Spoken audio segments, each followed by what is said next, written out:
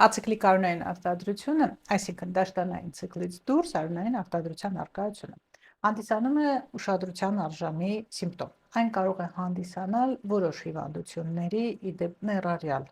բավականին վատ եւ բարդ հետևանքներ ունեցող պաթոլոգիաների առաջին համախտանիշը։ Ինչ ենք անում։ Նախ ուշադիր ենք լինում եւ եթե կինը նկատում է ացիկլիկ արյունային արտադրություն, պարտադիր դիմում է բժշկի։ Եվ նշեմ մի նրբություն, շատ հաճախ խորհրդատվության ընթացքում, երբ հարցնում ես նկատում եք արյունային արտադրություն ցիկլից դուրս թե ոչ, պատասխանը հնչում է ոչ։